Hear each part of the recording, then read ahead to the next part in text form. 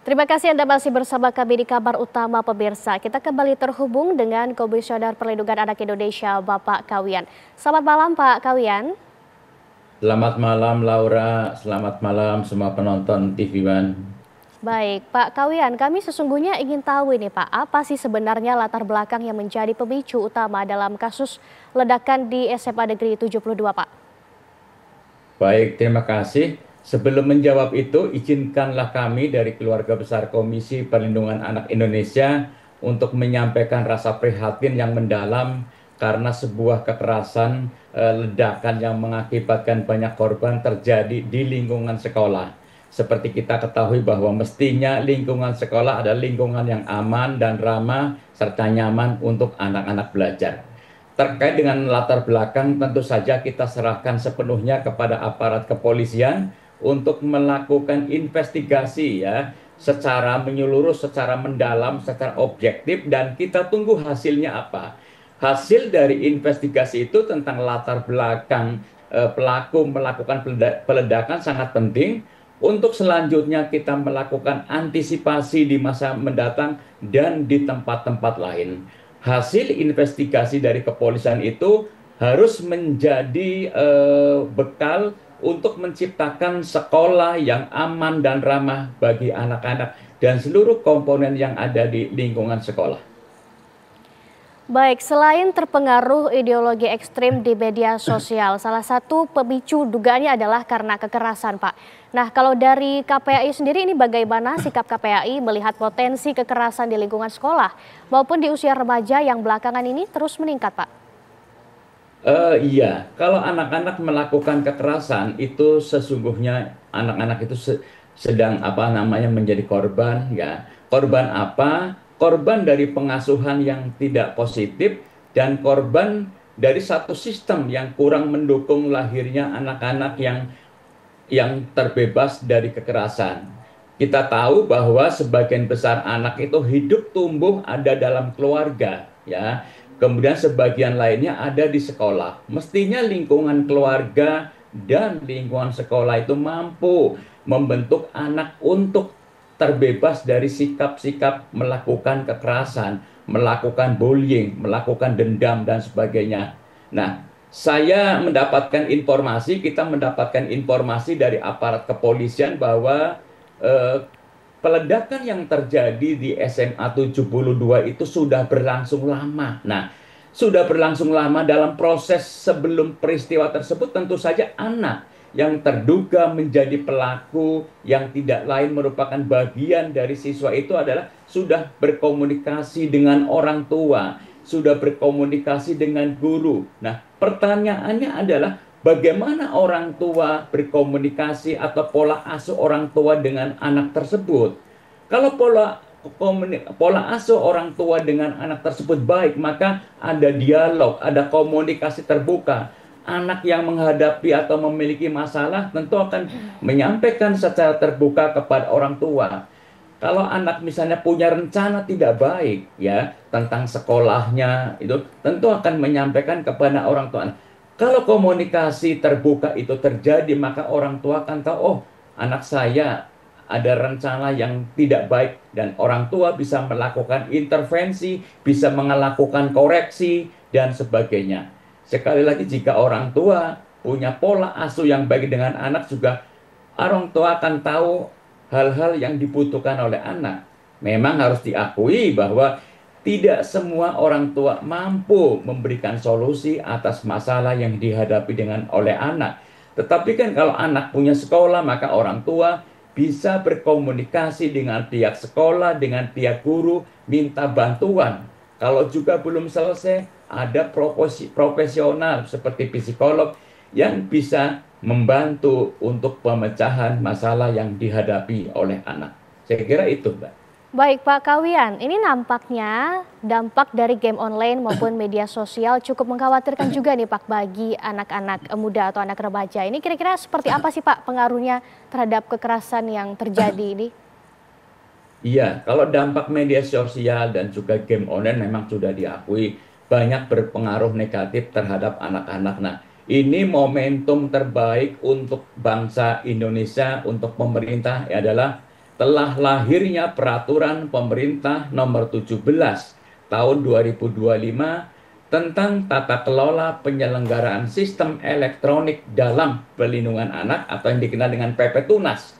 Di situ ada berbagai peraturan, kewajiban, tanggung jawab, dan juga larangan yang dialamatkan kepada penyelenggara sistem elektronik atau PSE atau juga platform media sosial. Nah, saya berharap bahwa jika nanti PP Tunas itu sudah dilaksanakan secara efektif, maka pengaruh-pengaruh negatif game online, media sosial dan sebagainya akan diantisipasi, akan dipecahkan dengan peraturan pemerintah tersebut, PP Tunas itu.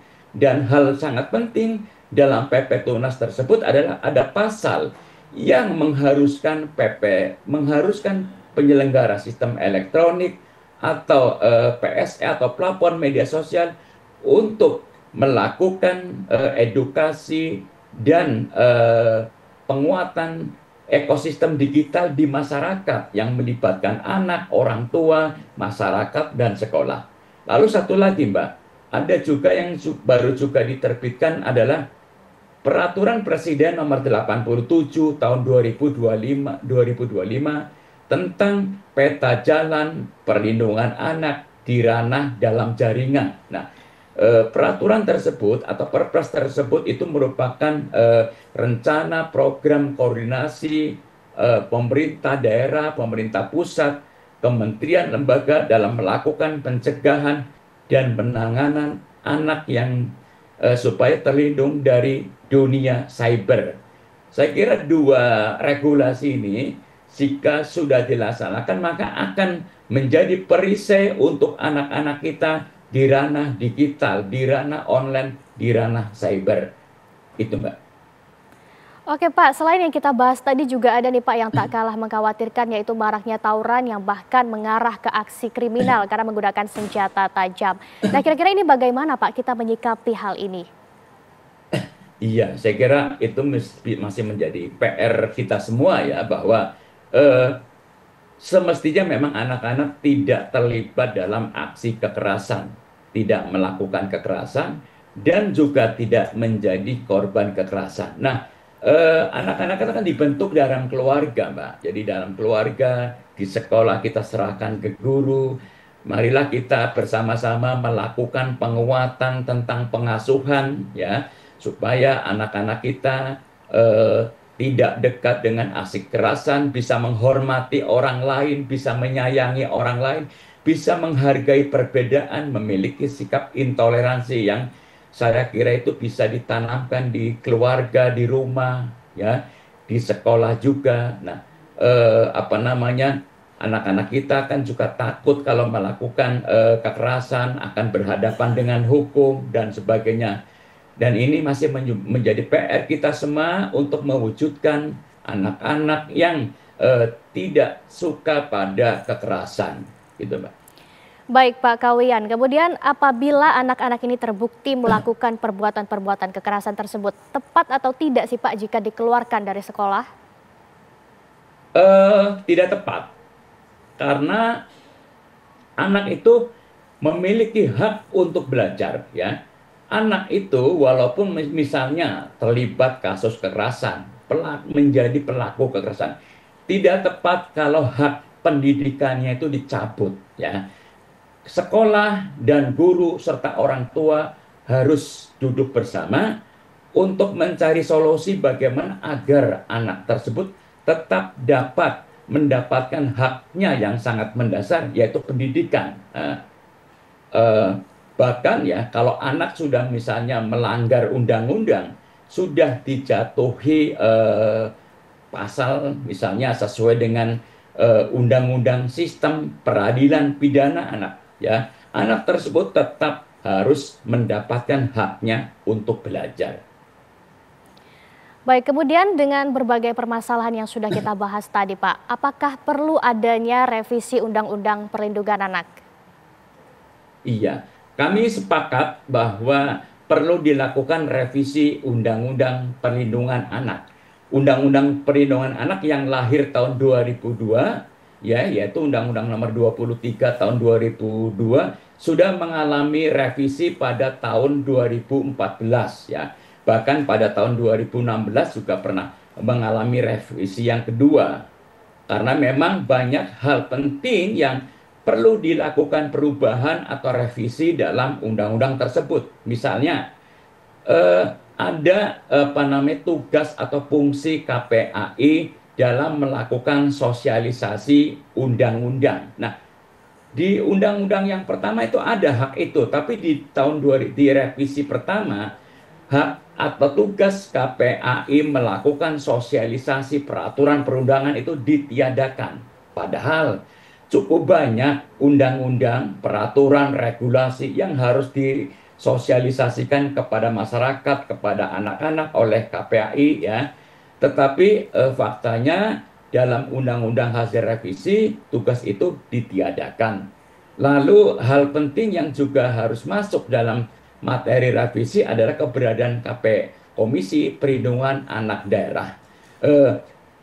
KPAI atau KPAD, Komisi Perlindungan Anak di Daerah itu punya tugas melakukan pengawasan terhadap kementerian dan lembaga dalam melakukan perlindungan anak dan pemenuhan hak anak. Nah, selama ini keberadaan KPAD itu di daerah itu hanya berdasarkan political will pemerintah daerah karena sifatnya tidak wajib. Beda dengan saya dulu pernah di Komisi Penyiaran Indonesia. Di daerah ada KPAD, Komisi Penyiaran Indonesia Daerah yang sifatnya wajib. Jadi berdasarkan Undang-Undang Penyiaran, KPID di provinsi itu wajib didirikan setiap provinsi. Tetapi di Komisi Perlindungan Anak, kewajiban membentuk KPAD itu tidak lagi wajib karena hanya berdasarkan pertimbangan jika dianggap perlu. Nah, pasal jika dianggap perlulah itulah yang menganggap gubernur, kepala daerah, bupati, wali kota itu tidak punya persepsi yang sama harus membentuk KPAD. Hanya berdasarkan political will mereka. Saya kira itu beberapa hal yang penting. Semoga di tahun ini agenda revisi Undang-Undang Perlindungan Anak bisa masuk ke DPR, ke program legislasi, kemudian menampung berbagai masukan dari masyarakat, dari NGO, dari CSO untuk penyempurnaan undang-undang tentang perlindungan anak. Demi apa? Demi meningkatkan pemenuhan hak dan perlindungan anak. Baik, terima kasih Begitu, Pak Mbak Kawian. Laura. Atas informasi Anda, saya juga setuju pentingnya pola asuh dan juga komunikasi antara guru dan orang tua dengan anak-anaknya. Kalau boleh terima kasih Pak Mbak Kawian. Laura, satu lagi, lembaga penyiaran juga ikut menyosialisasikan tentang menggunakan media sosial yang aman ya. Siap. Terima kasih atas informasi Anda dan terima kasih sudah bergabung bersama kami di Kabar Utama Malam Pak Kawian. Selamat malam. Selamat.